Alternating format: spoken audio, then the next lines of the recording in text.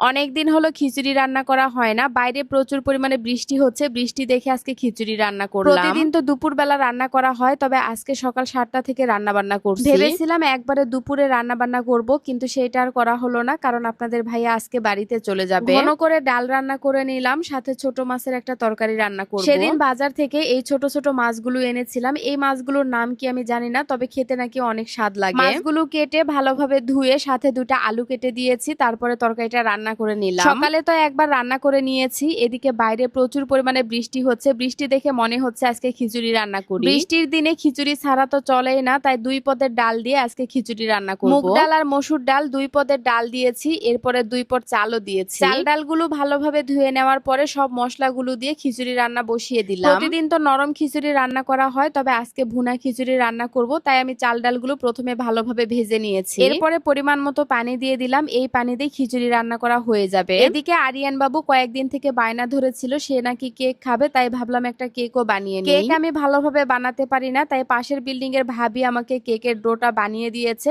এরপরে আমি air ফ্রায়ারে cake বসিয়ে দিলাম। এয়ার ফ্রায়ারে কিন্তু খুব সুন্দর করে কেক বানানো যায়। শুধু কেক না, পুডিং, পিৎজাও বানানো যায়। আমি 40 মিনিটের জন্য টাইম সেট করে দিলাম, আর কেক কেমন হয় অবশ্যই আপনাদেরকে দেখাবো। এদিকে ফ্রিজ থেকে 2টা ইলিশ মাছও বের করে ভিজিয়ে রেখেছিলাম ফ্রাই করার জন্য। মাছ আছে, কিন্তু মাছের মাথা 2টা নেই, কারণ সেদিন মাছের মাথা 2টা দিয়ে কচুঘাটি রান্না করেছিলাম। আগে তো ফ্রিজে অনেকগুলো করে ইলিশ মাছের মাথা জমা হতো, কিন্তু এখন আর জমা করা হয় না, কারণ ইলিশ মাছ তেমন কেনাই হয় না। এই ছোট ছোট ইলিশ মাছগুলো আগে কেনা হতো 300 থেকে 500 টাকা কেজি, অথচ এখন কিনতে হয় 1100 টাকা কেজি। যাই হোক, মাছগুলো মশলা দিয়ে ভালোভাবে মেখে নিলাম। এরপরে সরিষার তেল দিয়ে এখন মাছগুলো ফ্রাই করে নিব। খিচুড়ির সাথে ইলিশ মাছ আর বেগুন ভাজি থাকলে মনে হয় আর কিছুই লাগে না। যাই হোক, মাছগুলো ভেজে নিচ্ছি, আর এই পাশে খিচুড়িও রান্না করা হয়ে গেছে। প্রতিদিন নরম খিচুড়ি রান্না করা হয়, তবে আজকে ভুনা খিচুড়ি রান্না করেছি, সাথে গরুর মাংস থাকলে আরো বেশি ভালো হতো। এদিকে ইলিশ মাছগুলো ফ্রাই করা হয়ে গেছে, এবার ইলিশ মাছগুলো উঠিয়ে নিব। ইলিশ ফ্রাই তো করা হয়ে গেল, সাথে 2 পদের ভর্তাও বানাবো। আলু সিদ্ধ করে রেখে দিয়েছি ভর্তা বানানোর জন্য, আর কয়েকটা পটল ভর্তা করব। এদিকে আমার কেকটাও বানানো হয়ে গেছে। 40 মিনিট পরে দেখেন কেকটা কত সুন্দর হয়েছে। এয়ার ফ্রায়ারে কিন্তু সব ধরনের খাবার তৈরি করা যায় খুব অল্প সময়ে, এবং তেল ছাড়া সব ধরনের ফ্রাই জাতীয় খাবার তৈরি করা যায়। আমি কিন্তু এয়ার ফ্রায়ারে পটলও পুড়তে দিলাম, পটল পুড়ে ভর্তা বানাবো। আমি এই এয়ার ফ্রায়ারটা নিয়েছি TQIU ফেসবুক পেজ থেকে। পেজের নামটা ক্যাপশনে দেওয়া আছে, যারা যারা নিতে চাচ্ছেন অর্ডার করতে পারেন। দেখেন কত সুন্দর কেক হয়েছে।